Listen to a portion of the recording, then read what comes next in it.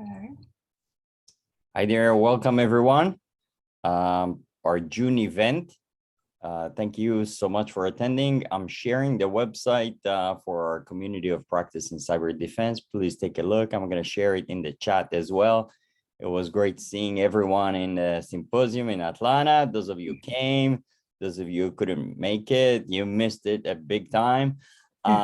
And with that, I want to just highlight a few updates. So we did share the list of all those that we have recognized during the event in our recognition award. And I want to update everyone that the program office has shared with me to share with the community all the aliases that they have for the different programs. This was never shared before. So this is a great resource for all of you if you need. Of course, it's an image, so we don't get bots to start emailing NSA, which they get anyway, but we're trying to block that. So you will have to manually copy that. Someone was telling me that there is a new trick to even copy off images. With that said, I'll hand it over to Sandra, who's going to take it over, or our June event. Hold on. Go ahead. Okay. Let me, always takes just a minute. Now, can you see our agenda? All right, good. Thank you. As Yair said, we had a great time together. And it was really wonderful. Hard to believe. Excuse me, hard to believe that it had been 2.5 years, really, since we had really all seen each other and been together. So I think that made it extra special. So we have three great presenters, three great schools today. So if each one of you will take about 10 minutes and talk with us about your schools and your programs. And we'll go in the order of the slide. And then Gretchen will come on after the presenters have presented and talk to us about our speakers for next month. And then when we're finished with that, then Yair will put us into our breakout rooms. And the breakout rooms are really a great time to learn more about each school and to be able to ask very specific questions of the presenters. So we encourage you to spend a little time in the breakout rooms as well. So that's it for our introduction. And Dr. James Walden, if you are ready, I will stop my share and you can share your slides. Okay, thank you. You're welcome.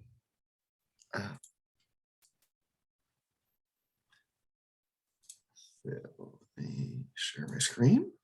Mm-hmm.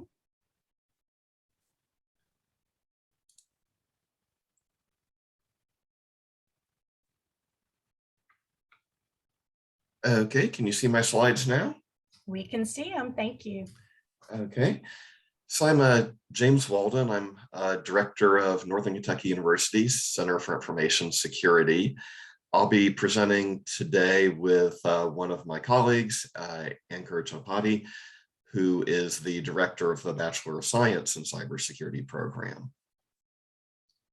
So we're located in Highland Heights, Kentucky, but I generally just tell people Cincinnati because we're 5 miles south of downtown Cincinnati. Just like the Cincinnati airport, we're in Kentucky. So first I want to talk about our curriculum at a high level. So we've done security for quite a while, starting with our network and security track in 2004, which we divided the two tracks and renamed it to be a cybersecurity track for the security component with a separate networking track in 2015. We have minors in information security and computer forensics, which we collaborate in creating those with our information systems and criminal justice departments. We created a Bachelor of Science in Cybersecurity in 2020 and a Master of Science in Cybersecurity just this January in 2022. I'll let Akkur discuss the details of the Bachelor of Science in Cybersecurity, and then I'll come back to talk about the master's program. Thank you, James. I hope everyone can hear me loud and clear here. Good afternoon, everyone. I'm really excited to be here and talk a little bit about our NKU Bachelor's in Cyber. As James mentioned, I'm the program director for the Bachelor's in Cyber. So it's a fairly new program. You know, we started in fall 2020. In fact, James was the first program director. I took over from him last year when he joined the CAEs as director. So it's been kind of a very interesting journey since then. We've kind of grown, I would say. I mean, we started, as you can understand, in the middle of the pandemic, which was an initial challenge, but we have kind of been able to sort of weather that storm, I would say. So currently we've got about 91 majors enrolled, completed our second year in the program. What you see in the slide is a little bit of a highlight. We have a pretty, good fine blend of courses required for the program. Some of the key courses, as you can see over here, are cybersecurity. Again, this is kind of brand new curriculum. I teach the risk management class, in case you're curious with that. James teaches the software security. We actually have one of our co-affiliates from the math department teaching the cryptology currently. And we've got some new curricular changes happened recently with the cybersecurity analysis 385, 485. So still pretty early days, I would say, with the curriculum. The good news is, of course, that we have had our first graduate who's graduated from this program. And I believe I have a picture of her somewhere around the slide later on. But we have graduated our first student, which is what we are very proud of. And what is also interesting, a little bit about the statistics. James mentioned about the demographics of the region. You know, we're kind of in the greater Cincinnati area. And we are the first and only kind of BS Cyber program in the Northern Kentucky region.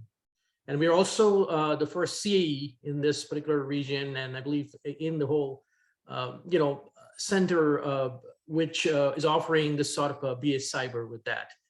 And an interesting fact, of course, is that I think University Headquarters contacted me sometime last year to say we were like ranked 27 amongst the top 100 most affordable cybersecurity programs. I thought that was interesting and put there in there.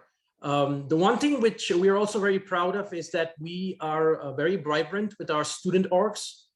We've currently got 2 cybersecurity specifically focused student chapters. One is our cyber defense team. That team is actually regionally ranked and has been performing very well. We also have a WISIS chapter, which we started last year, and that's actually come a long way. And as I mentioned, our first graduate, which is, her name is Momo. She was actually the vice president of this chapter and one of the co-founders. So I think we're kind of taking the steps to the right directions. So that's a little bit about the BS Cyber, and I'll hand over the baton back to James. Thank you. Thank you, Akkur. So our master's program is even more recent. It's a purely online accelerated program. Students take 10 accelerated 7-week online courses. If they go full-time, they can complete this in 12 months by going fall, spring, and summer. And they can start in any one of those semesters. There's a core set of courses. We actually begin with a Security Plus level course because the program is designed for career changers. So we get a wide variety of people. I think I'm seeing mostly business and science undergrads coming into the program.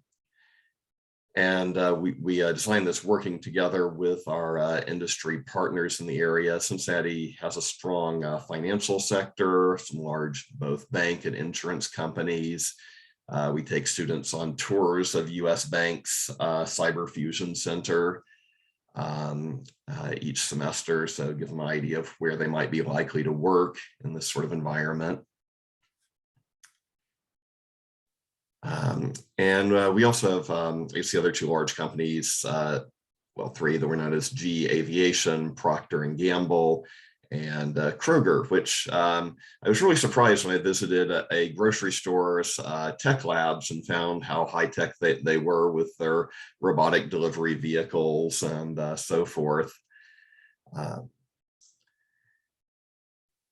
One event that's helped us keep connected to this corporate community is our annual Cybersecurity Symposium.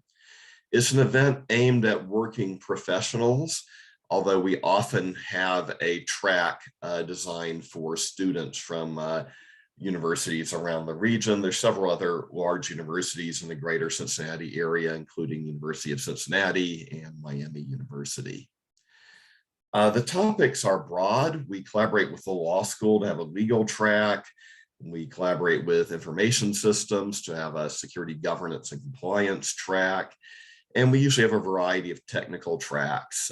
This slide shows our virtual event from last year. It's usually in person, but like everyone, COVID has forced us to adapt to it. Pre-COVID, we had about 400 in-person attendees. We've had a little less than half that for virtual attendees for the past 2 years. We are planning an in-person event this year, so we hope that COVID won't come back strongly this fall. And we are currently looking for speakers. If any of you are interested in giving a talk, please contact me by email at waldenj@nku.edu. And I'll be sharing our flyer with the Southeast regions to see if we can recruit any attendees from there. And we've been running this event from since 2007, which is also when we started our cyber defense team. We've got a fairly substantial faculty. I'm currently the senior faculty as our previous senior faculty member who had been here since 1979 just retired this spring. We have Akkur, who's director of our Bachelor of Cybersecurity program, who you've already heard from. We also have Hu, who's the program director of the master's program. And all these faculty are in the computer science department, although, as Akkur mentioned, we do have faculty in other departments like math who teach some of our courses. We have Rashid Khan, an associate professor, Awad Musa, and Sheed Al-Noor, our assistant professors, and Sheed is also our new cyber defense team coach. And we have two lecturers, Cynthia Thomas and Emily Taylor. I'll let Akkur talk about Gen Cyber in a later slide. Thanks, James. So this is kind of a little bit of our research areas. I'll kind of browse that quickly with that. Like James mentioned, we have quite a bit cybersecurity faculty. We've hired over the last few years. So obviously we have quite a few research areas covered there, but these are primarily our two areas with that. I work in visual privacy space, privacy enhancing mission vision. I've been starting working in inclusive privacy and mission vision as well. And also, I do a lot of cyber and CS educational research. And of course, James is an expert in secure software engineering, and he does a lot of the software security stuff, including teaching that. One thing which is interesting I would like to share about our institution is that we are very focused on undergraduate research. And the fact about us, all our tenure track faculty almost have undergraduate RAs that they're currently working with. They're very active, and undergraduate researchers actually end up publishing papers with us as co-authors. So that's an interesting fact about our department. And if there are any questions or about potential collaboration, and so, we'll leave our contacts as well. We invite, interests with that. And on that note, James, I think we have. Yeah, let me add a little bit. Sure, please go ahead. We do have a special program for funding undergraduate researchers, which is designed to bring first generation college students who haven't done research previously and we call it UR STEM, and it's across not just cybersecurity, but all the STEM disciplines at NKU. And so it funds a student who hasn't ever done research to spend the summer doing research with a faculty member there. And some of those students turn out to be really great research assistants who we end up keeping with us for a substantial amount of time after that. I also wanted to note that I and some of our other faculty, like Awad Musa, are very interested in machine learning and security. It sort of comes naturally from a software security perspective in both ways. More of our attack surface of our applications is machine learning based these days, exposing us to new types of vulnerabilities like adversarial examples. But also on the other side, we apply machine learning to produce more secure software by producing tools like vulnerability prediction models. And so we're very interested in working with people at other universities on those topics. And I'll let Ankur discuss Gen Cyber now. Yes, I realize we're getting close there with the time as well. We might be, but this is the last slide, promise. So it's actually on our outreach work. So we are very active with our cyber outreach. All our faculties typically, as part of their services, host some sort of cybersecurity activity sessions throughout the academic year. But I just wanted to highlight a few of our, noteworthy events over here. So the one thing which is interesting about us, and we typically have cybersecurity summer camps for both high school students as well as teachers. That's something that we focus on, both student and teacher camps during the summer. We actually are partnered with a local organization called Interlines of Greater Cincinnati. And one interesting thing is I've personally worked with Interlines over the last few years. And we actually hold cybersecurity competitions, namely CTFs, as part of their Tech Olympics event. And one thing you can Google up, which is interesting, this is actually the nation's largest youth-run event. Tech Olympics is the event, and Interlines is actually run by high schoolers. So that's kind of an interesting fact there. Also very proud to share, and one of the things is that we are the first CAE in Kentucky to actually host Gen Cyber. We got our first Gen Cyber award in 2021. I'm currently actually wrapping up that part of the project as the program director. And the great news is that we actually have been awarded the Gen Cyber grant for next year as well, 2020. James will be the PI and PD on that one. So you can find a list of our upcoming activities for next year. So that's something we're very proud of. And of course, I know there's lots of Gen Cyber PIs and program directors in this call as well as part of the CAE. So we would definitely be open to collaborating with that. We're basically trying to host teacher programs just for a reference with that. And on that note, I think we are into our last slide. Of course, we'll welcome questions if we have the time. James, if you can go. Yep. We'll do that in the breakout session, please. Sure, with that.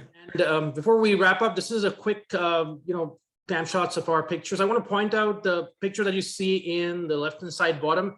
That's of Momo, who is our first CAEs graduate I was referring to. That's her picture presenting at the WESIS last year, 2021 in Denver. She won the best undergraduate research poster award.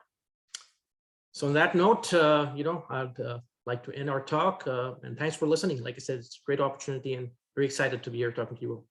Okay, thank you, everyone. I'll stop sharing now. Okay, great. Kristi, whenever you're ready to share your screen, please. Okay. Thank you.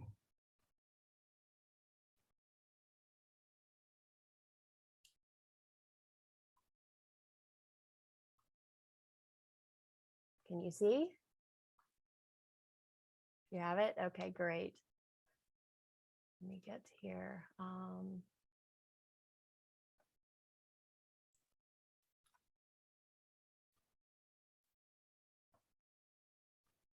All right, we good? You can see? We're good. All right. Thank you. Okay, good. My name is Kristi Smith. I'm from Mount Aloysius College in Cresson, Pennsylvania. Cresson is about 80 miles east of Pittsburgh. We are a rather small private Catholic institution, Catholic founded institution, founded by the Sisters of Mercy. And our department at the college, I chair our department at the college. I've been with this college for about 3 years, and it's an information technology department. I like to point that out. We're not computer science. We just were awarded the CAE designation in February. So we are very young in our experience with the CAE community. I actually was at the Naval Academy in April to receive that designation. I could not be in Atlanta last week, but I attended virtually. So our validated program is actually the concentration in cybersecurity and digital forensics. Ours is a Bachelor of Science in Information Technology with that concentration. And you can see the courses that are required as part of that concentration. We actually scaled the concentration back a few years back, where students were taking much more, very, very heavy into digital forensics. So we had scaled that back just a bit when I came on board. And so that's what makes us a little bit of a unique program, is that digital forensics is combined with the cybersecurity as part of this concentration. I have a link here to our program of study as well. But you can see that we cover a kind of a selection of courses from cybercrime to information assurance. But one thing that we have in place is that every IT student takes cybersecurity fundamentals. And I would really like it if every student at our college would take cybersecurity fundamentals. But it's catching on. We're getting a lot of different students who are taking it as an elective across the college.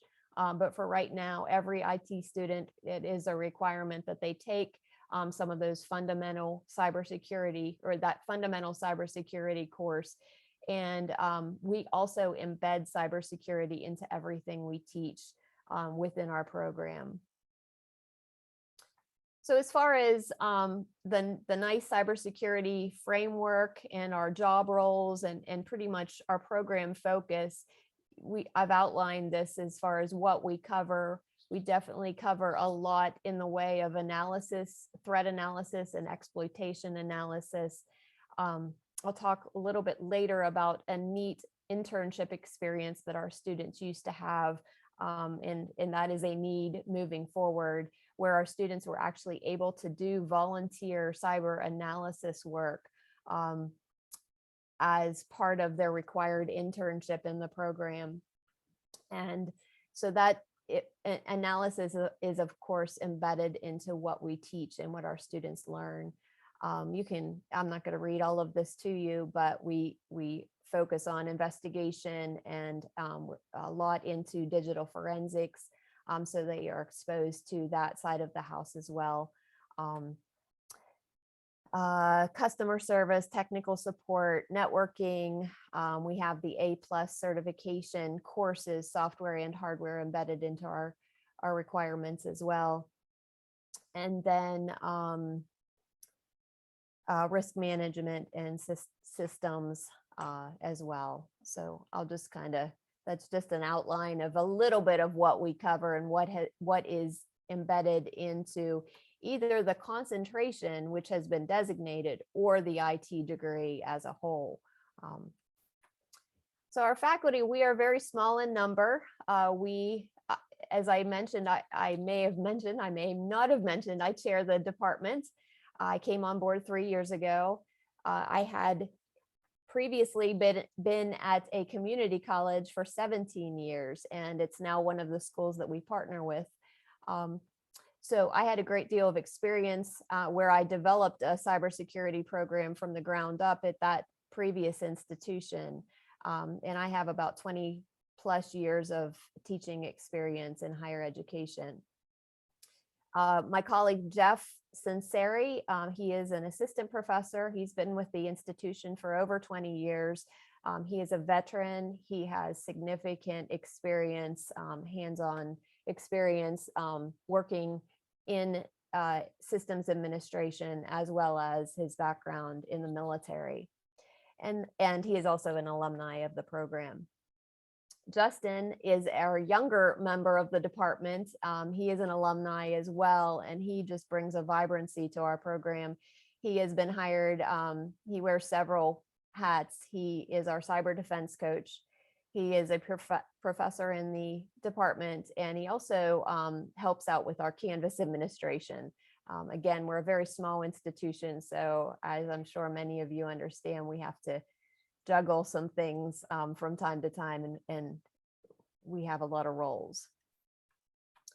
As far as research, we are not a research institution. We are a four-year college. We started out as a two-year college. So we are now a four-year college, but we are a teaching college. So we are not focused on research. However, of course, we always, as educators, do research and have significant interests in certain areas. So I wanted to mention our research lab, which essentially is our cyber lab, has really evolved over the last year to 2 years. What was just a basic cybersecurity lab with software that really could only be utilized in the lab has really evolved into what we like to call our Mount virtual lab now. So it's actually split. We have our on-site in-person lab. We have our Mount mini lab that is composed of mini PCs and can be mobile in the case that we work with local employers who want to be trained or take the lab across campus. And then we have this virtual lab. And so this lab can be accessed through our firewall and VPN securely from anywhere. And students have really utilized that, especially for our cyber defense team that just took part in the NCL. And so they were logging into this virtual lab and working on various activities, and it's also being utilized for digital forensics as well, and many other cyber tasks. As far as our expertise at the Mount, of course, systems administration. We have one of our faculty members is very well versed in systems administration. Our new faculty member, Justin, is very well versed in digital forensics. He just graduated with his master's from Champlain in digital forensics investigation. I can't even count his certifications and his training and experience, but he did work for the government before he came on full time with us. He's also very well spoken in OSINT, open source intelligence, and Docker, and that is he's just been setting up several playground areas on that virtual server for us in order for students to be able to experiment with SQL injection, other types of scripting attacks and various things. So that's exciting. We have a lot of things going, and I take a lot of pride in what we do just because we are so small in number. And I forgot to mention, we have several adjuncts who are located all across the country that help us out with many of our courses that we teach online. So as far as grants, prior to receiving the CAE designation, we did apply for Gen Cyber. We thought we had a pretty interesting proposal, but unfortunately that was, we were not approved.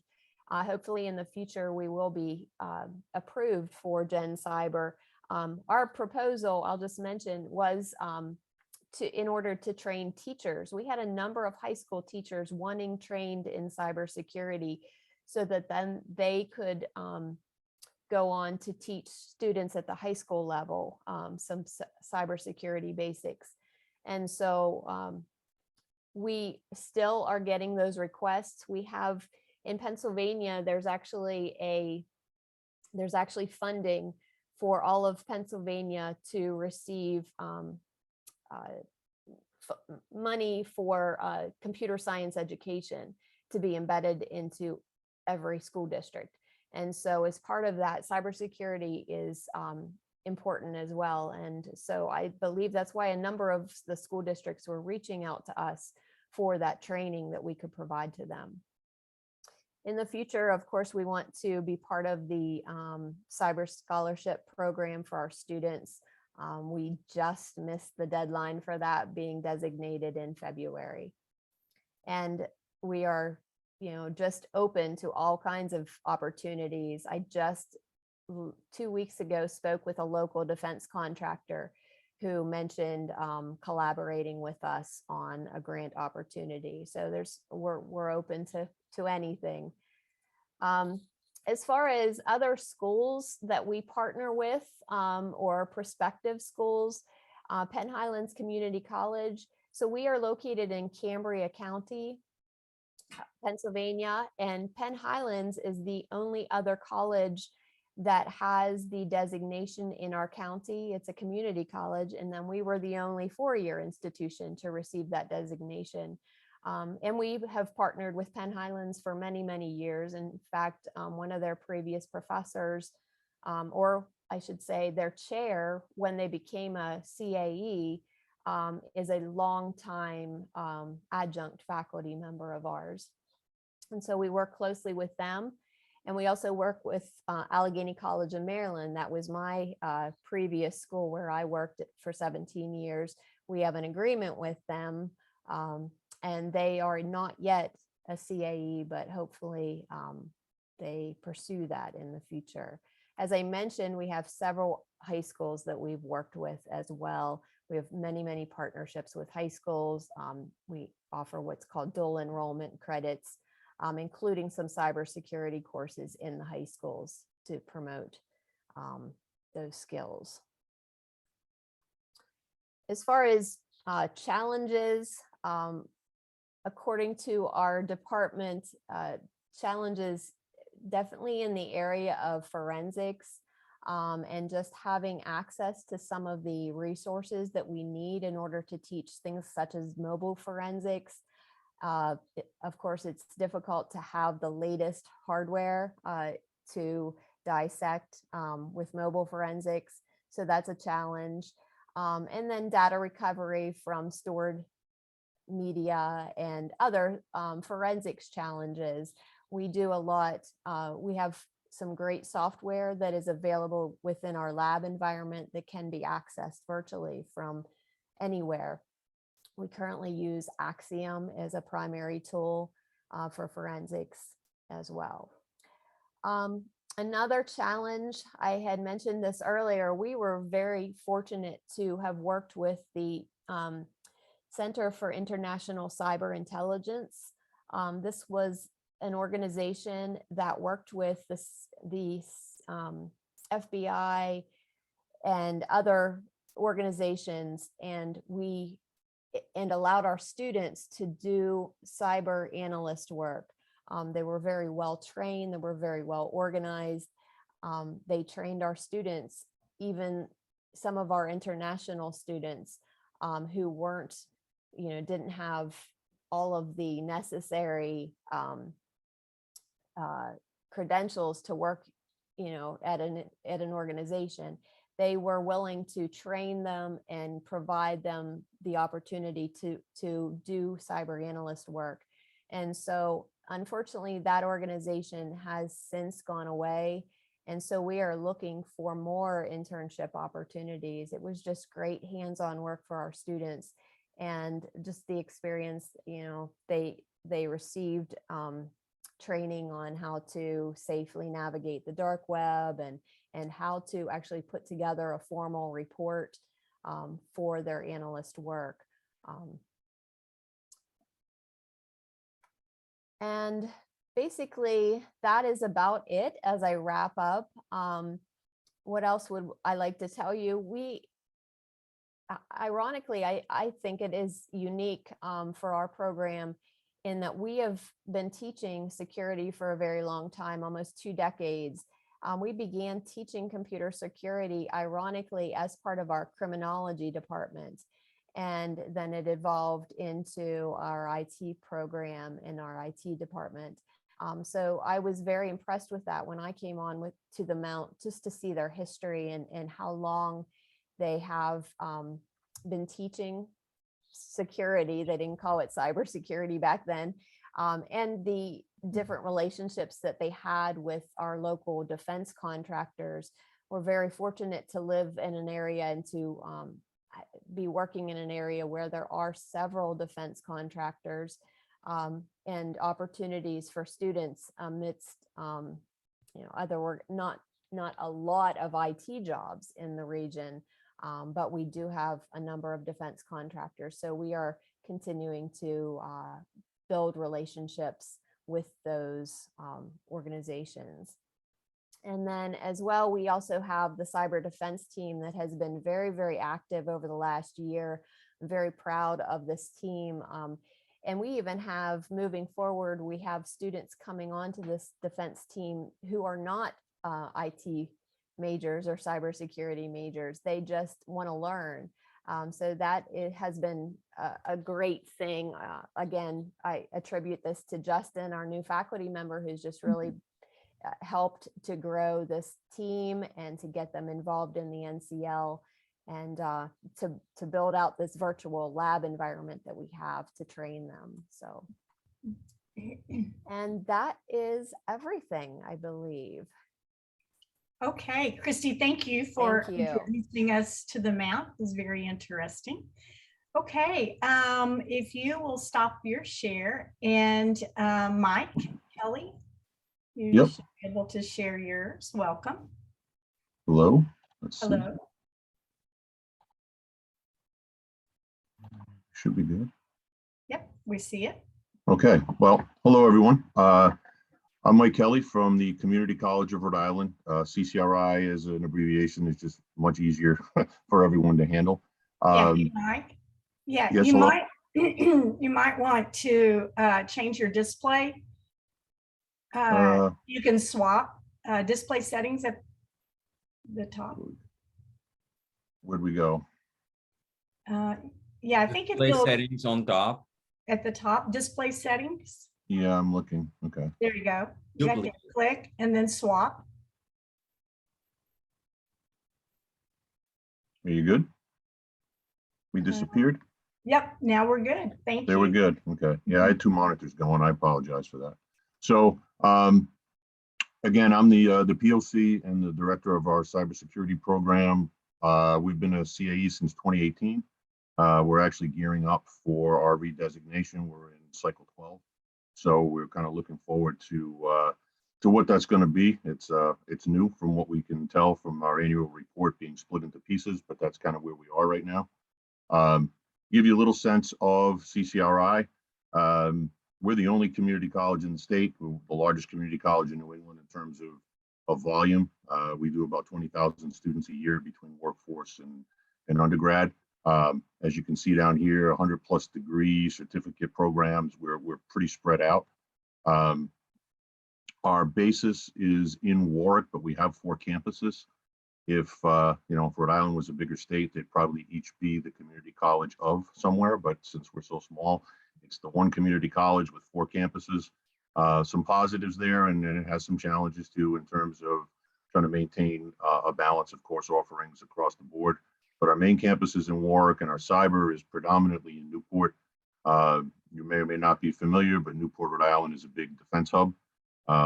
Naval War College is in Newport. Undersea contractors, defense contractors, lots of that. So our focus on the cyber side physically is in Newport, but we offer courses across the board.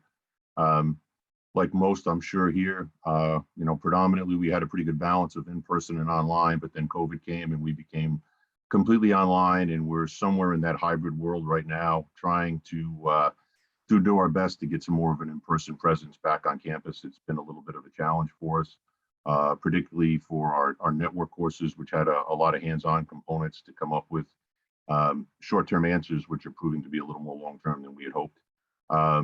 If you look at our student population, we're predominantly part-time. And if you look at the breakdown there, the college as a whole is predominantly female, although Our cybersecurity is still probably skewed mostly to the male at this point, although that's beginning to improve. And we have a significant amount of adult learners, whether that's upskilling, whether that's already with a degree in hand looking to retrain or whatever it might be. So we're trying to do a lot of different things. Our program of study is an Associate of Science in Cybersecurity. It's one of 4 degree programs in our Computer Studies department. Our nice program focus is protect and defend, right? Cyber defense analyst. But one of the things we've found as we begin to work through this process, through the annual reports and gearing up for where we are now, is that we are pretty well versed in terms of operate and maintain, doing the network operations specialist. Our program initially, when we were certified, our networking side was actually in our engineering department.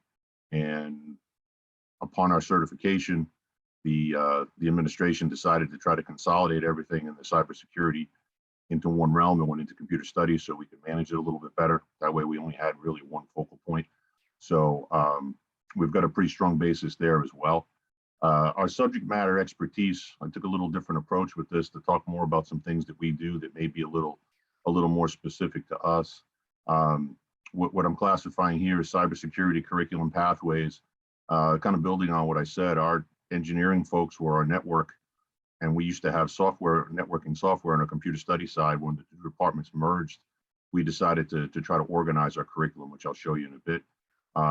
We are very collaborative and very intertwined with our workforce partnerships division, which is not unlike most other community colleges, but for us, that's a real point of emphasis. We do have traditional high school articulations like most, but there's a P-Tech program that I want to highlight here in a bit, which it is really pretty neat that we have a affiliated high school in Newport, Rhode Island, again, close to our campus, and their students can complete their associate degree in conjunction with their high school degree. And I'll talk about that again just here in a little bit. So on the upper right is just kind of a little screenshot of some of the things that we show our students on our virtual site. We try to let people know that even though you've begun a certain certification or a certain program, there's a lot of overlap, and it's intentional overlap between them. So it shows ways that you can move within. And with a couple more courses here, you can pick up a different credential. You can move in and move. Since the focus here is cybersecurity, I've kind of framed it working from the top down, but the reality is it probably works best from the bottom up. It allows our students to come in at a bunch of different levels. So you see there the network support technician, computer support technician. There was that differentiation of the engineering folks coming across and our CS folks, what we already had in our IT division. So they're individual certifications, but those are geared more to an A+. As you move through that A+ now begins to take some of the courses that would be the core foundational pieces to an S+, which is kind of that middle tier, and then obviously working towards an S+. So the idea there is you can kind of navigate your way through, and no matter where you start, you've got a place to move up and navigate up. But just as importantly, it's an exit path, and maybe a poor choice of words, but it allows people to pick up a certification and potentially use that to leverage, internal promotion in a company, an internship opportunity or something while they can continue to work. And again, our student population is predominantly part-time, so that's important to be able to balance the two. And it also is a reality that we get a lot of students who come in with little to no background, and they watch television and see CSI, and they're going to be cybersecurity experts, and they don't quite realize that there's a lot more to it, and maybe it's not what they thought it was going to be. And there's opportunities as they've navigated through the program for them to have a fallback position and still be able to earn a credential, be it a certificate or a degree. The other nice thing about these is our collaboration with our workforce division. Up until about 2-3 years ago, there was a lot of overlap and confusion with workforce, and you may or may not be familiar with in your schools, but they had offered training and students really didn't understand the difference between training and academic certifications. So we were trying to balance that, and what we've been able to do is our workforce folks now will try to look and see if we have a program in place like some of these certificates and offer those as part of what they do. So that way for the person out there in the end they're not only picking up the skills, they're picking up some academic credentials and some credits along the process. So it's kind of a win-win. It's been kind of an evolving thing for us, but it's worked really well. From the high school articulation standpoint, PTEC, it's a program in Rhode Island.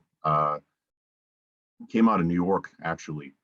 Pathways in technology, early college and high school. But essentially what it does is it allows students in our sister high school, Rogers High School on Aquidneck Island in Newport, and they navigate through taking both high school and college courses at the same time. So they're technically CCRI students as they enter that program. It's helped us quite a bit because it took some of the confusion of and just communication of trying to keep in touch with high school. And is the faculty at the high school level teaching the course to the same standards that we needed it taught at our level? It's our course taught by our faculty. So that makes transfer not even a problem. It's an individualized pace, right? Students can complete the program in 4 to 6 years. Most of them, it's probably going to be a 5-year process, but it's definitely something that's doable in 4 years. And if it's 6 years, that would be a traditional move. I got a picture up here on this slide. That's our kind of our poster child right now. This young lady, she graduated from Rogers High School last June, and she has just returned from her junior year at Purdue in their cybersecurity program. So she was able to leverage and really take that and run with it. She technically did not graduate from our program. She's going to finish up her last course probably now in about another 3 weeks or so in our first summer session. But in terms of, you know, she was thrilled. We're pretty darn proud too that we were able to see this happen, that all her credits were taken over and she walked on to Purdue as a junior at 18 years old, which is pretty special. So our what might be our next POS, like I said, the protect and defend and operate and maintain are already our core areas. We're fortunate that we actually have a cyber range on our Newport campus. Our Rhode Island emergency management folks had a cyber range and they weren't quite sure what to do with it. Asked us if we wanted it, and I'm sure like everyone here, we said yes, and then we didn't quite know what we had on our hands. But it sits on our Newport campus. We do have one course, I put it out here, Defending External Threats, that we actually have as part of one of our required courses in our cyber degree. But one of the things we're looking at trying to do is to kind of build off of that. I listed up here our cyber defense certificate. That's one of our, pathways, if you will. But what we did is we actually created a certificate that is comprised of our courses that we use to map to the CAEs when we got our original certification. That pretty much guarantees that everyone's going to achieve that on their way towards their degree if they so pursue it. It also will build a really good foundation where we won't have to worry about, are they ready to take advantage of the range and do the things they want. So that's going to be our next focus. COVID kind of put a big damper on that because it's physically located in Newport, and we actually spent more than 18 months just trying to get the technicians from the company on campus because of COVID, when we could get them on and when we couldn't, to kind of get things up to snuff. So we kind of got delayed on that a little. But again, being defense oriented, we think this is an opportunity for us, again, being adult learner centered, the workforce collaboration that we have to kind of offer some things that are probably non-traditional to a community college, more from a workforce training, but build some academic credentials off of it. Again, talking about our workforce centered, we're obviously not a research institution, but actually what we've done in workforce is, to us, research for the time and the way we've approached it. Our then governor, now Commerce Secretary Raimondo, basically charged CCRI to really increase their emphasis on workforce in terms of entry paths and upskilling. The entry paths, traditional, more college student, build credentials, build degrees, build skills, but employee upskilling, how to balance that. So our academic vice president decided to create a new pilot role, our senior workforce technology advisor, which sounds really impressive. Right now, that's me. It's just basically somebody trying to leverage where, what opportunities do we already have on the academic side, so the workforce folks aren't reinventing the wheel. And then if we want to offer academic courses in the training environment, how do we make sure that we keep the right structure, right? We have the right hours, we're covering the right amounts of material, even though it might be offered in a non-traditional, not a standard 15-week type of environment. So We've been doing that pretty well. Two of the main things we've tried to do is connect with different employers, and it's really been an eye opener for me coming from the academic side to really spend more and more time out there. We do our best to project what they need, but when you sit down and listen to them, you find out exactly what the types of things they're looking for are. So it's been really beneficial.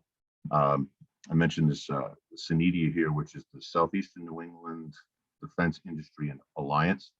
They're basically a consortium to represent a lot of small DoD contractors and subcontractors out there, so they kind of have one voice.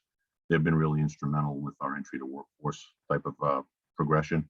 And then metro area in Providence, we've held some roundtables with the Providence Chamber of Commerce, trying to get people around the room to talk about what they're looking for. And it's been pretty eye-opening because they all want to hire somebody with tremendous skills, but they also realize they might not be able to do that. So looking at that balance of how they can take what they consider very good trainable employees and how do we get them from point A to point B has been really kind of our focus here.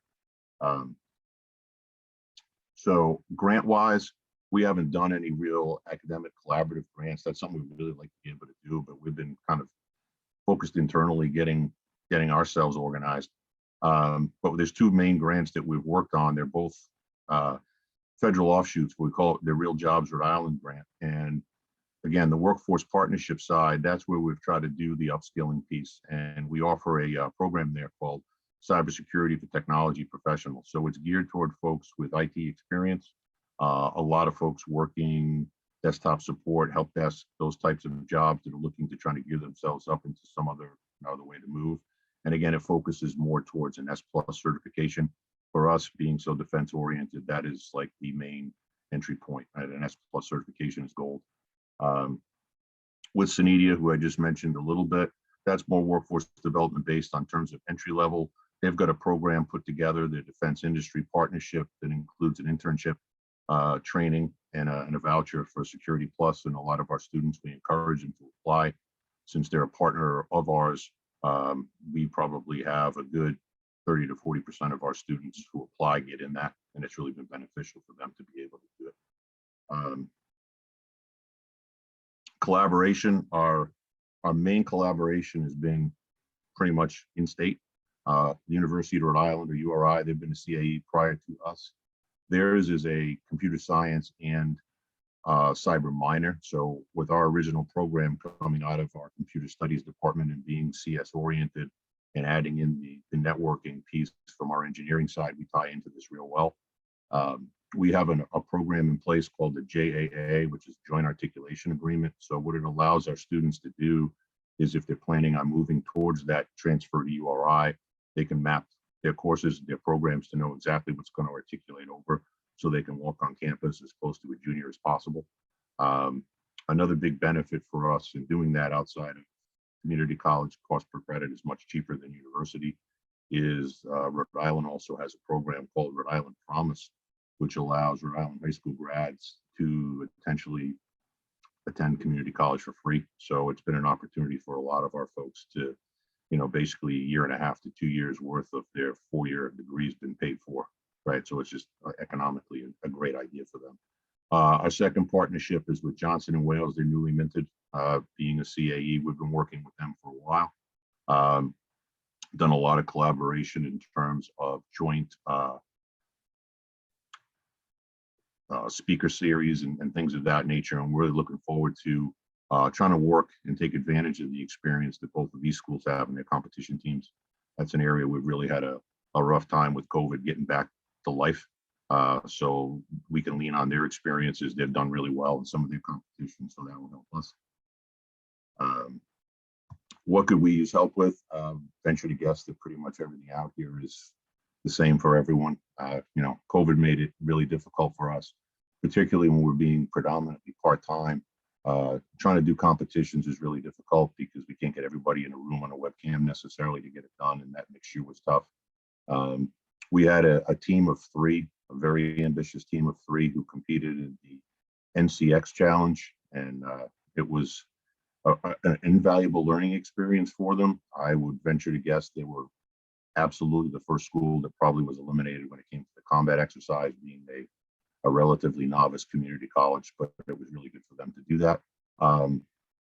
Trying to track our graduates is difficult as well because a lot of our students transfer out and we lose contact or connection. So obviously anybody who has ideas on how they're tracking their graduates into workforce internships and transfer would really be valuable for us. Filling faculty, you know, I virtually attended the conference last week, you know, Atlanta that you guys were talking about earlier, and listened to some other things, and everybody's in I think the same boat in this. And I think it's ironic we hear that everybody's trying to attract talent in terms of students to fill open jobs. I think all of us are trying to attract talent to fill open faculty jobs at the same time. So that's certainly a need we have. We've got a really good opportunity to recruit adjuncts because of the defense industry and the offshoots that we have around. The problem is to get them in during the day. You know, nighttime, weekends, online, not a problem, but try to find daytime adjunct faculty is difficult. So again, that's something that we're always looking for. And as much as we're proud and happy with our articulation agreements that we have with our in-state schools, you know, we'd like to give our students more and more opportunities, you know, especially now that our curriculum went more online because of COVID. That articulation, I think, broadens and opens up. So hopefully I did pretty good with time to try to get through everything I wanted to cover today, but thank you guys very much. I'm all set. Okay. Yeah, Mike, thank you very much. You're welcome. All right, we're gonna go back. Let me see. Set this again. Okay, Gretchen, can you see my screen? Yeah. Okay, perfect. If you'll, you can't now? No, I can't. It's coming Oh, now. It's there now. Okay, sorry, little delayed. No worries. It's a long way to Texas. Yes, Sandra, thank you so much. I'm sorry for those of you I've been barraging with emails, but I'm trying to keep up on the schedule because I know everybody's agenda changes over time. And some of you signed up for this a year ago, so I appreciate your patience with me. But next month, we've got Stan Koska, we've got Dr. Conkey, Ann Conkey, as well as Greg Laidlaw, her professor there. We've got Matt Paulson, who's a brand new CAE in my hub area. We're really excited to have Matt from Weaver State come talk. And then Dr. Kevin Cornegay from Morgan State. So we're really excited. You guys have all confirmed. We're really excited. And then I do have an opening in August that came up as I was coordinating. So if you are interested in doing that, please either email me or send me a message here in the chat, and I will make sure to get you on the agenda for that. So back over to you, Sandra. Okay, and I think actually back to Yair. So we have these links up that you can take a look at, and all of the recordings are there as well. And so Yair, I'll hand it back to you. Excellent. Thank you so much. I just activated the breakout rooms. Please go ahead and sign. I'm asking the presenters to sign to their own rooms first, and I'm going to stop the recording. So we'll see you next month.